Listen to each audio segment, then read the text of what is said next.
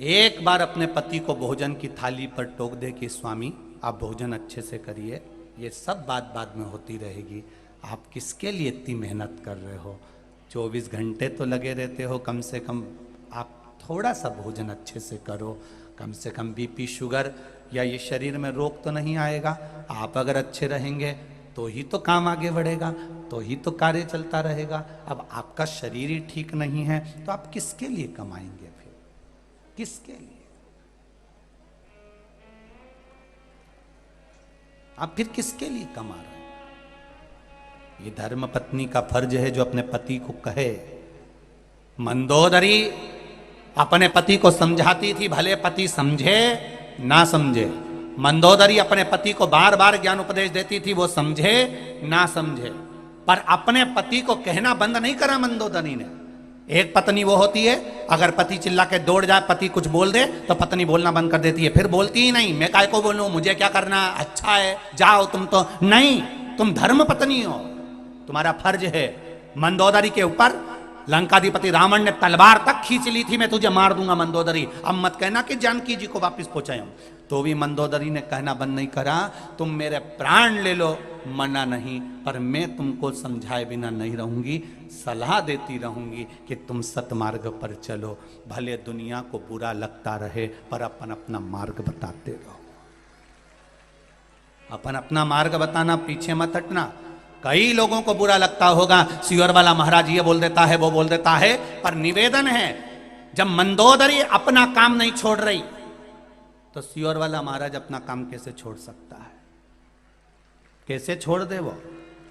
सतमार्ग पर लाना, ले जाना, सतमार्ग की ओर प्रेरित करना, सतमार्ग की ओर आगे बढ़ाना। भले दुनिया के लोग अपशब्द कहें, ताने दे, गालियां दे, आड़ा टेढ़ा बोलते रहे, पर आप अपनी मस्ती में मंदोदरी जैसा जीवन। मंदोदरी कोई सहज नहीं थी, बड़ी विद्वानों में विद्वान। सप्त ऋषियों ने अपना ज्ञान मंदोदरी को दे रखा था, इसलिए मंदोदरी रावण जैसे विद्वान को समझाती थी।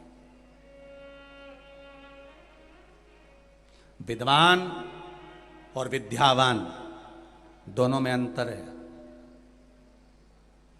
रावण के आगे लिखा रहता था विद्वान, और हनुमान जी के आगे लिखा रहता था विद्यावान गुणी अति चातुर। रावण के आगे विद्वान लिखा रहता था और हनुमान जी के आगे विद्यावान लिखा रहता था। विद्वान और विद्यावान में अंतर है। विद्वान जो होता है वो दूसरे को नीचा दिखाने का प्रयास करता है, और विद्यावान दूसरे को उठाने का प्रयास करता है। विद्वान और विद्यावान में अंतर है।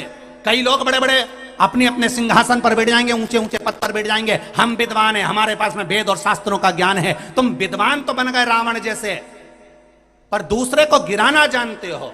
और मेरा हनुमान जिनके आगे लिखा है विद्यावान गुणी अति चातुर, वो विद्यावान है, इसलिए लक्ष्मण मूर्छित भी हो गए तो रात भर में जड़ी बूटी ढूंढकर उठाने का प्रयास करते हैं, वो विद्यावान। तुम्हारी विद्वत्ता वो किसी काम की नहीं अगर दूसरे को नीचे गिरा रहे हो।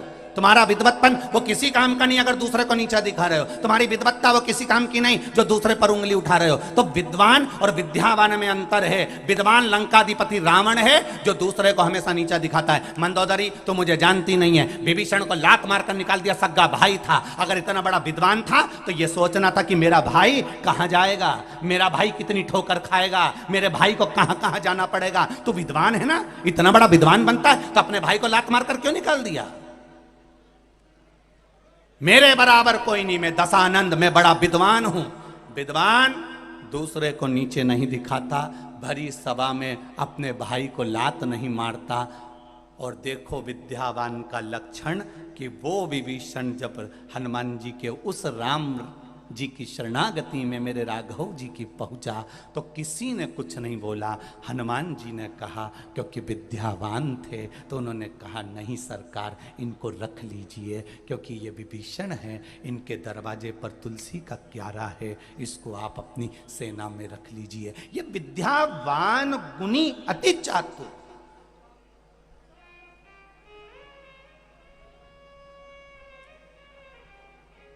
बहुत पढ़ लो, बहुत लिख लो, बहुत बड़े सिंहासन पर बैठ जाओ, बहुत बड़ी सत्ता तुम्हारे पास में आ जाए, तुम्हें बहुत बड़ी कुर्सी मिल जाए, तुम कहीं के अध्यक्ष उपाध्यक्ष, कहीं ये कहीं वो, कहीं तुम ये, तुम्हारे पास में कितने भी पद आ जाएं, पर तुम्हारी विद्वत्ता उसमें होना चाहिए कि तुम विद्वान मत बनना, विद्यावान बनना।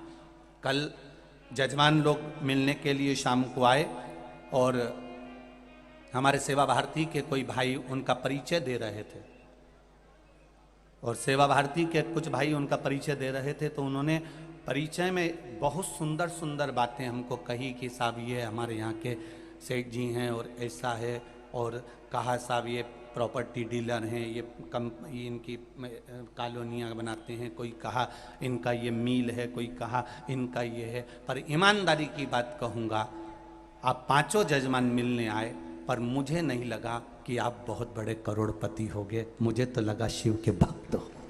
इस वीडियो को लाइक और चैनल को सब्सक्राइब ज़रूर कीजिए। श्री शिवाय नमस्तुभ्यम।